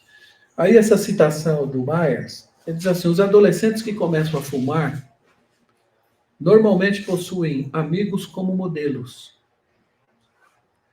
que sugerem o prazer do ato e que oferecem cigarros. Eu achei curiosa esta frase, porque, veja, começa a fumar porque possui um amigo que ele acha que é um cara que ele admira. Ixi, esse cara aqui é meu parça. Ainda tem isso? Tem, né, meu parça? Meu parça. O que é isso aí? É massa. É massa. O cara é massa. Sei lá se tem essa expressão ainda. Mas sabe aquela pessoa que você entende que é seu modelo e a pessoa não tem nada para te oferecer, mas você resolveu se identificar com essa pessoa. Essa pessoa faz sua cabeça.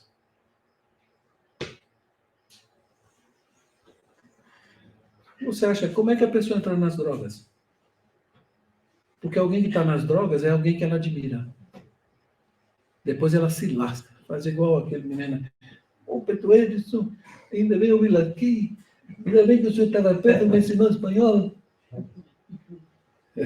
Vanderlei que gosta dessas coisas. Veja, quando a gente para pensar na influência dos pares, dos amigos, colegas, vizinhança, gente que está ao nosso redor, influencia a cabeça dos nossos filhos. Olha a seriedade. Quer saber mais? Segundo os psicólogos, tudo bem, tem as suas proporções, tudo tem suas proporções, mas diz o seguinte, que os pais precisam, nesta hora, ajudar os filhos a escolher os pares. Aí é que entram os pais, para escolher, porque o filho, vamos caminhar por essa ideia, ainda é uma criança, ainda é um adolescente, está formando agora. Quem que deve cuidar deles? Os pais. Está vendo aí a importância?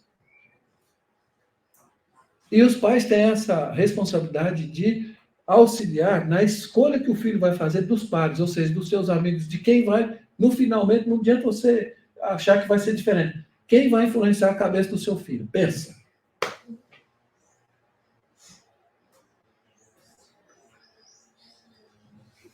A Lloyd sorria.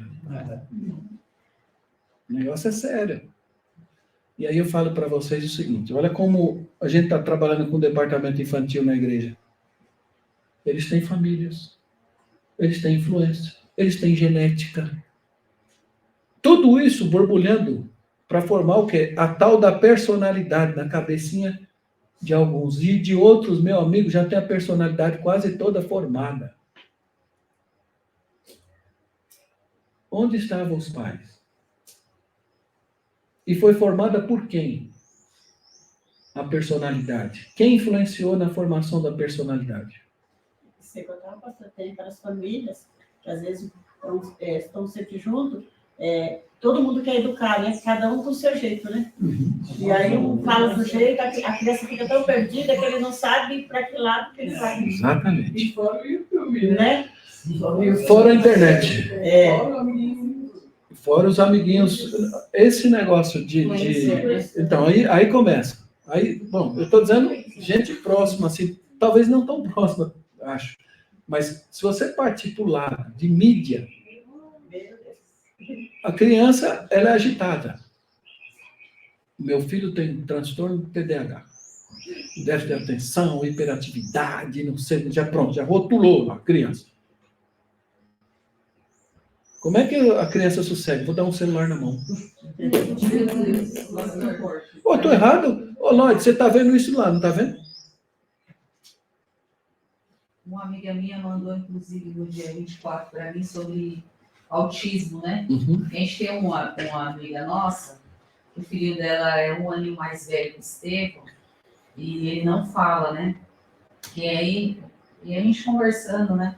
E ele estava tendo uma aula sobre autismo virtual, até aqui, ó. Uma pesquisa fala que de 110 crianças com... É TA, né? Que fala. TDAH. Não, o TA também existe, que é o transtorno autista. Então, tá falando que 75%, a gente falando de celular, né? Que eu falo, sou contra, a gente conversando. Ela falou assim, ó, apresentavam um uso excessivo de tela com mais de 4 horas por dia. Olha só. E a pesquisa identificou melhoras nos indicadores de desenvolvimento cognitivo e social no grupo que fazia esse uso aí, tirando um pouco. Então, exato. Olha, aquilo que faz mal, a gente precisa tirar. Não tem jeito. É doído, não é não? Não, vamos falar a verdade. Mas tem que tirar, porque senão... Olha só a consequência disso. Antes de passar a palavra, Lloyd, olha bem. Eu conheço um jovenzinho, eu estou preocupado com ele, tenho orado por ele, eu mando mensagem para ele. Vocês acham que eu fico dormindo, né? Eu fico acompanhando essa turminha, rapaz. Fica acompanhando essa turminha. Mandei mensagem, meu filho, Aquele jeitão, ô filhão, ô filho, ô filha, aquelas coisas que vocês sorriem de mim, né? Porque eu uso. Mas eu entendo como se fosse um pai mesmo falando. Ô filho, o que está acontecendo? Olha, faz tempo que você não vem à casa do Senhor. Ele admira uma turminha que joga futebol. Tudo que essa turma fala parece que é regra. O pai e a mãe falam não vale nada. Mas aquela molecada influencia a cabeça do cara, ele está entrando num monte de mundo errado por causa disso. Porque quem influencia são os pais. Onde é que estavam os pais? Agora os pais estão percebendo a besteira que fez. Só que eu espero, em nome de Jesus, que Deus converta e que não seja tarde demais. Que pena. Amém. Diga lá, Lloyd. Então, na própria escola do Carlinhos, no comecinho do ano, a professora colocou um vídeo a respeito desse os médicos. Todo mundo fala que é autismo, às vezes não é o autismo. Uhum. Os próprios médicos falam que, às vezes, o uso excessivo de tela, computador, celular, que dá essa coisa que os médicos falam que é autismo, mas às vezes nem é autismo. Exatamente. Ô, Lloyd, olha, por isso que a gente não pode rotular as coisas. Meu filho está com isso, meu filho está com aquilo. Não, calma, não é essa a ideia. Existem coisas que a gente faz que, na verdade, isso está resultando num grande mal para a criança e a gente não está ligado na coisa. Ou está ligado, mas não quer mudar. Isso traz preocupação grave. É o que a gente está falando. Os pares, esses amigos, esses colegas, aí sim, vamos estender para a internet, essas coisas que a gente está fazendo, tudo isso vai influenciar, sim. Olha, coisa boa, eles não vão ter nada para oferecer, mas coisa ruim tem. É por isso que quando o rapaz é bagunçado demais, ele casa com uma moça que é joia, ele conserta. E a mulher também, às vezes é bagunçada, casa com um cara, conserta, né? Porque os dois juntos saem daquele ambiente, podem observar, aquele ambiente acaba para eles, e eles ali começam uma nova vida juntos. E os dois se ajudam. Mas tem coisa que tem que fazer morrer. E dói. Diga lá, Realiza.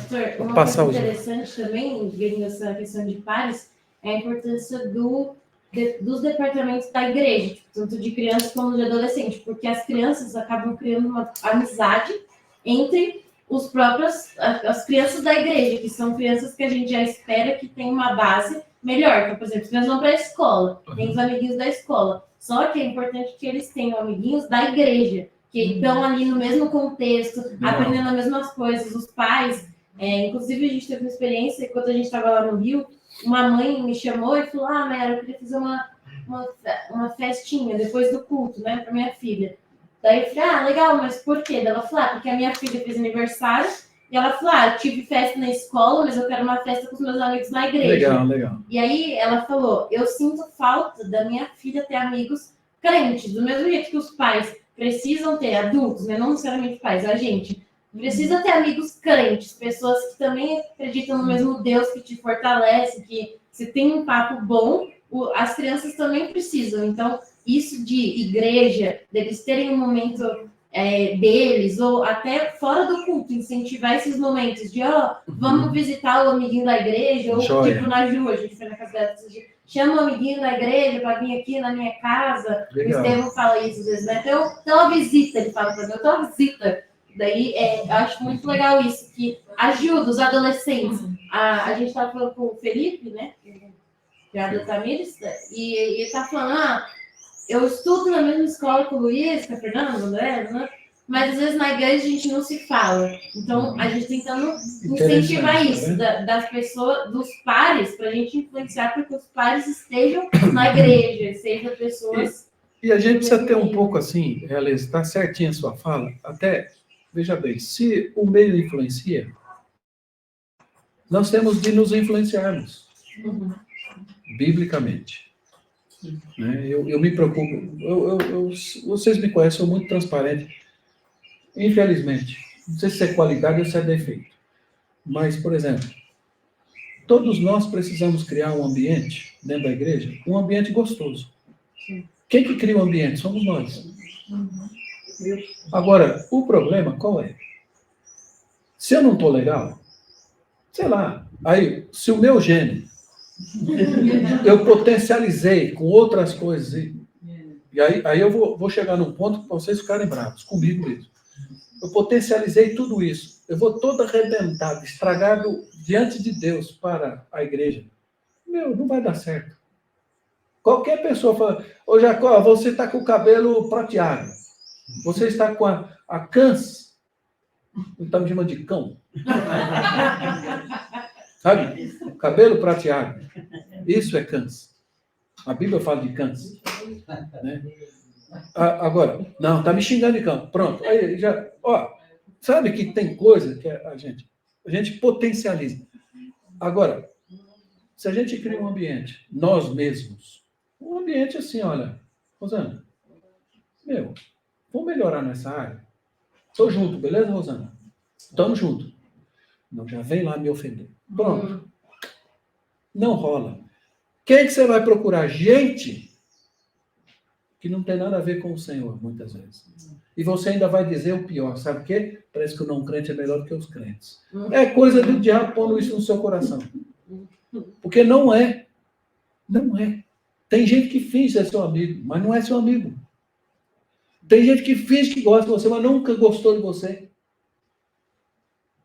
A igreja, nós precisamos lutar com uma igreja em que, mesmo que tenhamos o gene do pecado, a gente não tem de potencializar essa vida de pecado. Nós temos é de mortificar essa questão pecaminosa.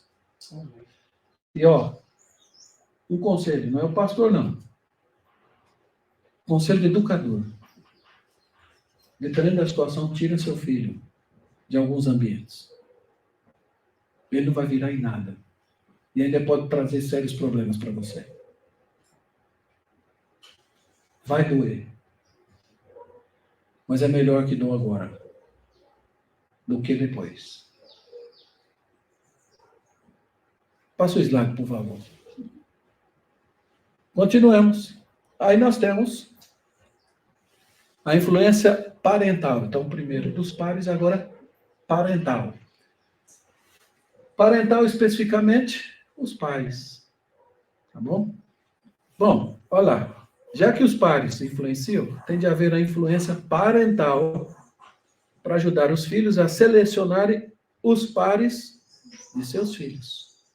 Olha a importância dos pais. E aí a minha pergunta é o seguinte, já viu pai omisso? Eu vou ser um pai moderno. Quando fala isso eu me preocupo. Vai ser um pai moderno. Qual é o pai moderno? O pai moderno é aquele que não corrige. O filho está errado e ele está batendo palma. Se alguém corrigir, ele fica bravo com quem está corrigindo. Pode todas as coisas, porque eu quero ser um pai moderno. Eu quero que o meu filho pense por si mesmo. Tudo bem, mas antes de pensar por si mesmo, eu preciso ter alguma base para pensar, não é não? Que base que você deu para ele? Eu dei a base normal, o mundo aí aproveita. Tinha um presbítero da igreja, lembrei agora. Rapaz, aquele homem deu uma bronca. Eu fiquei tão bronqueado com ele. Presbítero velho, o filho era adolescente, era da idade do Thales na ocasião. Chegamos lá num lugar, Boracéia, convidou a gente, passou lá um dia, sei lá, numa praia com eles lá, nem gosto dessas coisas, vocês sabem que eu não gosto dessas coisas. Vamos lá. Chegou lá, encontrou umas menininhas, sabe que esse negócio tem em todo lugar. O moleque, tal, não sei o que lá, e o moleque empolgado, e largou tudo que era de vida cristã e começou a querer enroscar com as meninas lá. Eu falei com o pai.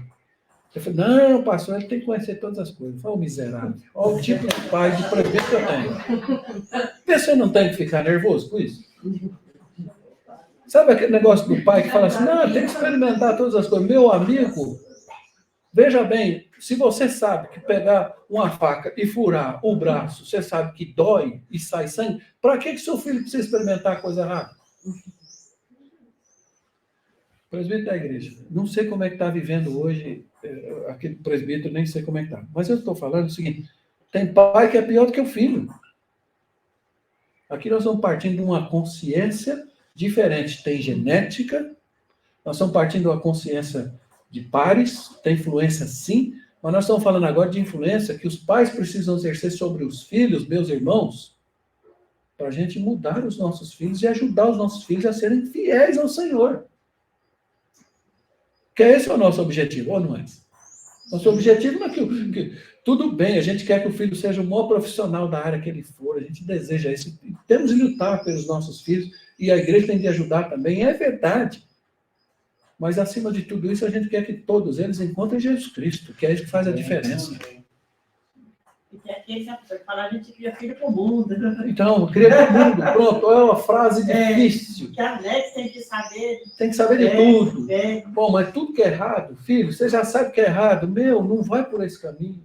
E tem pai que não está nem aí com nada, parece que fecha os olhos, cava um buraco, é o avestruz. Cava um buraco, põe a cabeça dentro, corta todo para fora e diz assim, tá tudo bom. Meu, pensa, a coisa está acontecendo, o mundo inteiro está correndo e você não está nem aí com nada. Quem está fazendo a cabeça do seu filho? E fala assim, mas isso não é um fator determinante na educação? Como não? Educação não é só aprender a ler e escrever, é comportamento, é vida. Olha lá, somado a isso, vem a cultura, junto com essa questão de pares e junto com a questão dos pais. Aí entra a cultura. O que eu defini aí como cultura? É uma palavra difícil, tem várias discussões, mas eu tentei definir, pelo menos de uma forma mais simplificada. Ideias, atitudes, tradições e comportamentos compartilhados por um grupo de pessoas. Então, veja, ideias, atitudes, tradições e alguns comportamentos que são produzidos e compartilhados por um grupo de pessoas, transmitida de uma geração para outra geração. Tome cuidado um pouco com cultura. Tem cultura que é muito boa e tem cultura que traz muito problema dentro do campo bíblico-teológico. Uma questão aqui é importante. Quando caminhamos a favor da cultura, está tudo bem. É igual andar de bicicleta a favor do vento. Quem anda de bicicleta, né? Mas quem não anda também pode fazer um teste. Ô Luiz, você, por favor, não desça a rampa. Você, por favor, meu filho. Aqui tem muito vento. Se for a favor ainda da bicicleta, não dá. Não sabe? Mas você sabe, não sabe? Então, pronto, você já não tem a minha genética. Olha que legal. Agora, observa. Eu coloquei essa frase porque é o seguinte: a cultura, ela vive em cima disso, ó, das ideias, das atitudes, das tradições e do comportamento. Um determinado grupo tem isso, tem as suas próprias ideias, sua tradição, sua forma de viver. Então, um determinado grupo tem isso, ok? Qual é a cultura do povo de Deus? É a Bíblia. É o que a Bíblia disser. É diferente da nossa cultura. Porque às vezes a cultura que eu tenho não tem nada a ver com a Bíblia, mas eu faço parte do grupo. E eu vou seguir o que o grupo quer. A gente foi criado nesse sistema. E isso traz problema. A questão é o seguinte: quando você vai falar contra a cultura, esse é o problema. Enquanto você está a favor da cultura, tá tudo legal. O cara vem, te abraça, chama para comer bolo, chama para almoçar em casa, chama para comer churrasco. Já viu? Traz bolo de fubá com goiabada. Ô, coisa boa, hein? Eu gosto daquele bolinho que a Adriana faz, de vez em quando faz aquilo ali. Esses dias ela trouxe um para mim, assim, eu até tirei foto. Tão feliz que eu fiquei. Mas veja, eu estou dizendo, enquanto a gente está de acordo com este grupo, e com esta vivência, ideias e etc., valores desse grupo, rapaz, está 1000 maravilhas. Qual é o problema? Bate aí o dedo aí, Alesa, por favor. A questão se torna difícil quando tentamos andar contra o vento. Aí é que sentimos a força do que é trabalhar no contrário. Só tem um probleminha aqui, queridos. Vou citar Juliana. A Bíblia não é contra a cultura? O que é que ela fala? Primeira coisa, você é pecador. Ela diz, se converta, mude. Olha a contracultura, por exemplo, de Mateus capítulo 5, nas bem-aventuranças, características dos discípulos de Cristo. Bem-aventurados que choram. O que é que eu quero? Sorrir. Eu não quero choro. Sai fora, meu. Olha a contracultura do Evangelho. Bem-aventurados humildes. Que humilde? Eu sou eu. Fora eu, sou eu mesmo. Eu não vou ser capacho de ninguém. Quem pensa não é empregado, é patrão. Eu sou o máximo. Pensa. Aí a Bíblia diz, bem-aventurados os humildes. Eu tô lutando pelo meu direito, isso, aquilo, para, nova esfora, contar, e briga, e quebra o pau, e não sei. Bem-aventurados os mansos. Por quê? Porque darão a terra. Não, eu vou herdar a terra porque eu sou o dono da terra. A contracultura, seja manso. Bem-aventurados os perseguidos, eu vou perseguir. É contracultura. Meus irmãos, eu pergunto para vocês agora, olhando para essa discussão de cultura. Qual é a situação do pastor? Não adianta, Evangelho, vai chorar. Olha a situação do profeta Jeremias. Deus diz, vai lá e não deixe de falar nada. Fale tudo que eu estou te mandando. E falou tudo. Os caras falaram, você vai morrer. A gente trabalha na contracultura. Por isso que é sofrimento sempre. E quando nós falamos em influência da cultura, nós estamos falando de algo que realmente faz muitas diferenças. Geralmente, cada grupo produz suas próprias regras para aceitar a entrada de determinadas pessoas. Esses dias, uma irmãzinha da igreja, eu achei curioso. Nós estamos estudando se fulana pode entrar no nosso grupo. Falei assim, eu não quero fazer parte nunca desse grupo, então.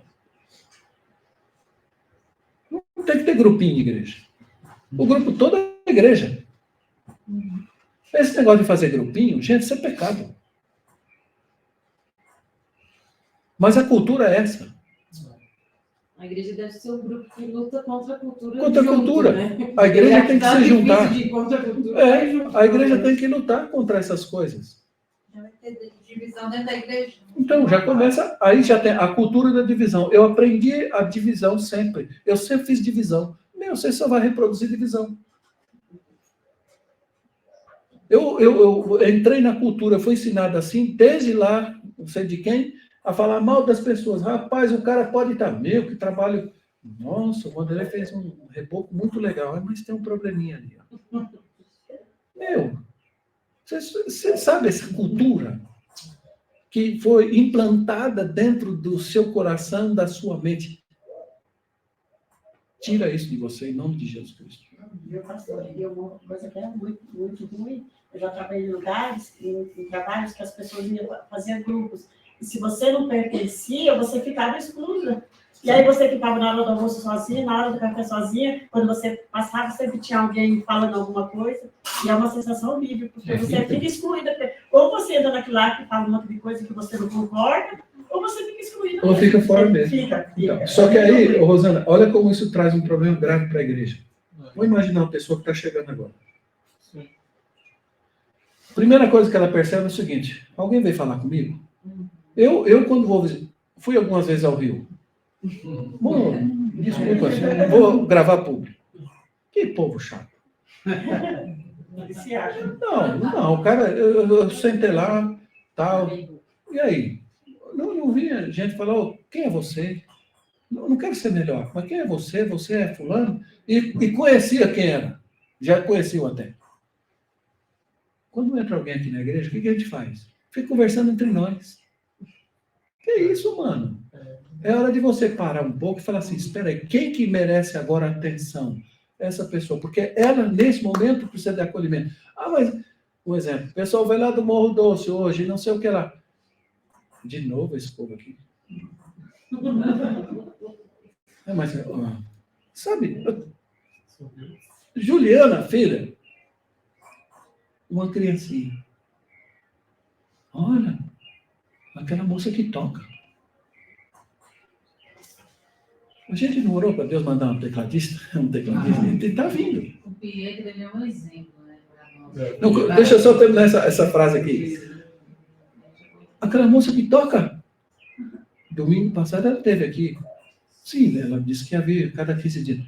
Mas hoje não passou 15 dias, ela está aí de novo. Criança! A gente acha que isso é obsessão, é posse. Não pode. E você acha que isso não é reprodução do adulto? É reprodução do adulto, sim.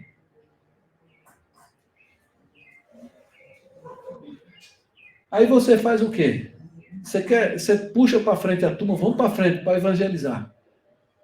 Aí quando vem alguém, nem conversar, você não consegue, bate um papo numa boa.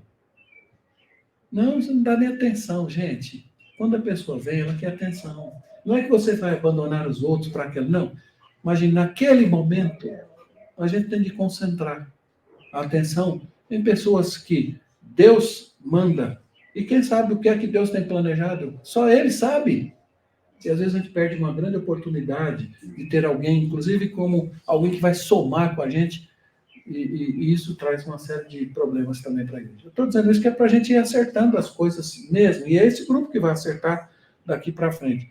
Agora, onde é que a gente aprende essas coisas? Nas regras do grupo, cultura de família, cultura do grupo, cultura das pessoas. E a Bíblia é contra a cultura. Nesse aspecto pecaminoso, a Bíblia é contra a cultura. Uma coisa que eu achei muito legal foi, quando você trabalha contra a cultura, nesse aspecto, né, de você questionar a cultura, então existem muitos choques. E uma das coisas que eu achei interessante ao estudar é que um escritor fala dessa questão de que um dos maiores choques que a gente tem nessa contracultura é a questão do espaço pessoal. A invasão do espaço pessoal. Uma cultura que, aí ele fez uma estatística e mostrou, em vários lugares, que um dos pontos de cultura, assim, que é bem comum em diferentes grupos, e ele faz uma crítica, justamente esse aspecto, de que a pessoa entende o seguinte, está me invadindo, ou está invadindo a minha privacidade, ou no meu campo pessoal.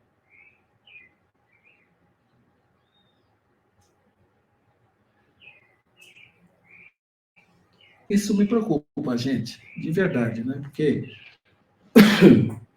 a gente gosta de viver segurança, a gente gosta de viver do nosso jeito. Aí quando a Bíblia fala assim pra gente, quem está em Cristo é nova criatura. As coisas antigas passaram. Sabe aquilo lá que você fazia? Não é para você fazer mais não, Gerardo. Eu não gosto disso. Mas espera aí, a Bíblia está dizendo, sim, mas eu quero ficar com a minha cultura. Ou você fica com a cultura, ou você fica com a Bíblia. E a Bíblia é contra a cultura. Ou você fica na sua vaidade, ou você vai ser humilde. Ou você vai reconhecer que Deus fala com você e diz assim, me ouve. E você vai ter bênção. Não vou te ouvir não, porque eu quero fazer as coisas do meu jeito. É do meu jeitão. Você sabe que está errado, é do seu jeitão. Dura servir, sabe? Não consegue baixar cervical assim, ó. Isso é sinal de humildade. Não, nunca baixa assim, sempre está assim, ó. Olhando para cima. Altivez. A questão cultural pesa muito também na forma como nos comportamos, gente. E às vezes a gente fala assim, está invadindo minha privacidade, meu lado pessoal. Gente, que pessoal é Jesus Cristo. Vamos parar com esse negócio. Pastor, né?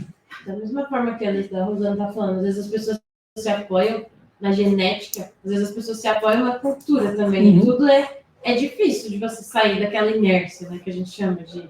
Você já tem algo que te leva... É mais fácil para você seguir aquilo que você foi criado sua vida inteira, que você ouviu. Para você ir na contramão daquilo é difícil, mas não é impossível, né? Você tem que sempre... A Bíblia tem coragem de a gente fazer isso. Tanto da nossa genética ruim, né, que a gente tem, coisas difíceis, que a gente tem que ir contra para não escambar, quanto a cultura. Né? Então, é por isso que a gente está aqui. Como é que eu vou ensinar a criança se eu ainda estou na discussão da influência dos pares na minha vida, dos meus colegas, dos meus amigos. Eu quero viver com aquele grupo, porque aquele grupo está comigo. E eu penso exatamente igual aquele grupo, mas aquele grupo está fora da igreja. Como é que eu vou fazer? Como é que eu vou fazer para ensinar as crianças se eu ainda acho que quando se prega a palavra do Senhor, seja diferente pregador falando as mesmas coisas, eu entendo que isso é pessoal, tá invadindo o meu lado pessoal. Até onde vai isso? Como é que eu vou ensinar a criança que ela não pode ser, dependendo da faixa etária, ela não pode viver o tal do egocentrismo? Se eu sou criança egocêntrica, penso só em mim,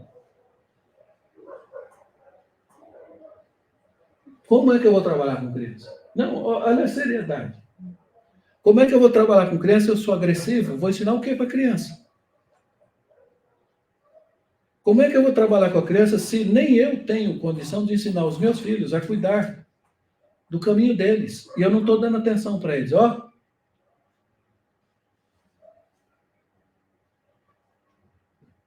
Passa o slide aí, por favor, senão eu começo a entrar em depressão. Por fim, eu quero dizer para você o seguinte. Que criança nós queremos? Que criança nós queremos? Parece uma pergunta bobinha, mas observe. A criança. Que criança nós queremos? A criança que pensa o que os outros pensam. Olhem bem. Que criança nós queremos daqui para frente? Eu estou dizendo tanto aluno quanto filho. Que o meu filho ou meu aluno pense o que os outros pensam. Se eu tiver esse tipo de atitude, que ele apenas seja o reprodutor do que os outros pensam, ele não pensa por si. Os outros é que pensam. Eu vou estar, de certa forma, ensinando, seja fiel às suas tradições e às suas heranças. Pastor, mas tem tradição boa, tá? Mas aqui a gente está olhando a tradição num aspecto negativo, certo? Olha lá, crianças em culturas comunais crescem com um senso mais forte de indivíduo-família. Um sentimento que, se a criança fizer algo de se envergonhar, envergonha a família. E o que honra a família traz honra ao indivíduo. A prioridade é proximidade emocional. Eu peguei exatamente essa citação que parece estar fora de contexto, mas observe. Indivíduo, família. Mas observe a continuação.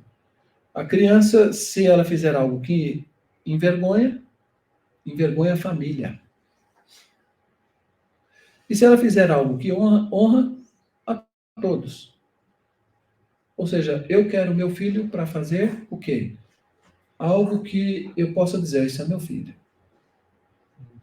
Eu não quero que ele faça coisas que envergonhem, principalmente a família.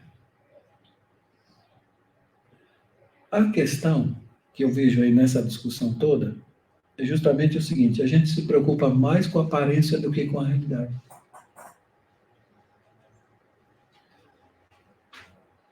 Como é o meu filho mesmo?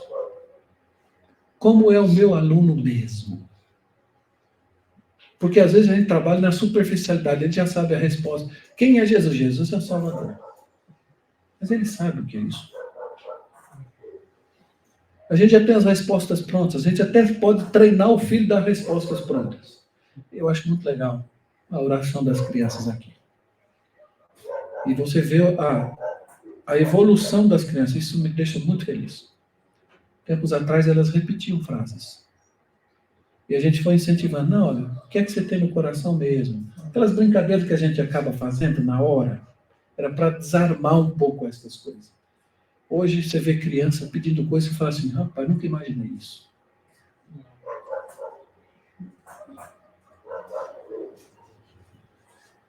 Que criança nós queremos aqui? Apenas pensa o que os outros pensam, e aí vai só seguir a tradição, porque a família não pode ser envergonhada, eu não posso ser envergonhado. E a proximidade que eu quero é familiar, ou seja, minha família é mais importante do que qualquer outra coisa. Aprendam um detalhe. Primeiro Deus, depois a família, depois a igreja. Não é isso que se diz? Primeiro Deus, segundo Deus, terceiro Deus sempre. A igreja, sabe o que ela é?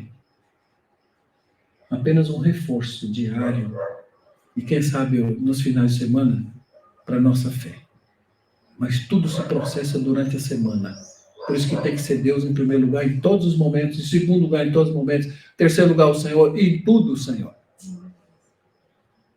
Mas a gente tem que ter a consciência. A genética influencia, sim. O meio em que eu deixo o meu filho influencia, sim. Os pais influenciam seus filhos, sim. E a pergunta que ele tem de fazer é: que criança que eu quero? Que só reproduza o que os outros pensam? Aí você vai dizer: seja fiel às tradições. E aí você vai pegar tudo que é de tradição errada também e vai reproduzir.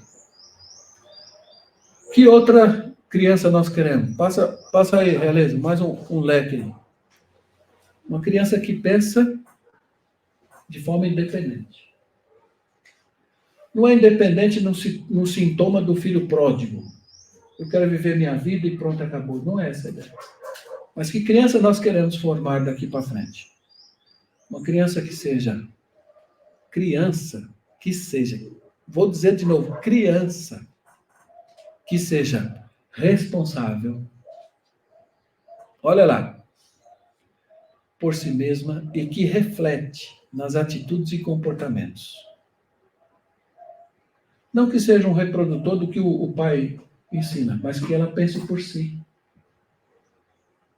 Que ela comece a desejar vir à igreja, não é só porque o pai traz, mas porque ela ama a igreja.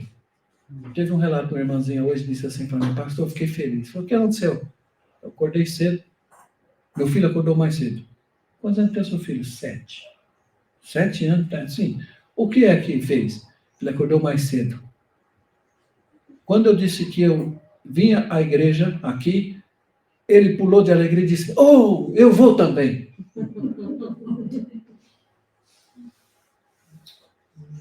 É isso que a gente quer. Agora imagina se o pai fala assim: hoje eu não vou, não. Estou cansado. Eu trabalhei muito essa semana. Né? Então, que criança você está formando? Que criança você quer formar? Departamento infantil. Que criança nós queremos em nossa igreja? Eu paro por aqui. Semana que vem, com a graça de Deus, aí quem sabe os irmãos consigam ver com mais vontade alguns, né? E a gente consiga progredir um pouco mais discutindo sobre a psicologia do desenvolvimento, as faixas etárias e cada estágio, para a gente entender um pouquinho mais como é que pensa a criança. Deus abençoe, gente. Amém. O Luiz falou tão amém que eu falei assim: porque ainda bem que acabou.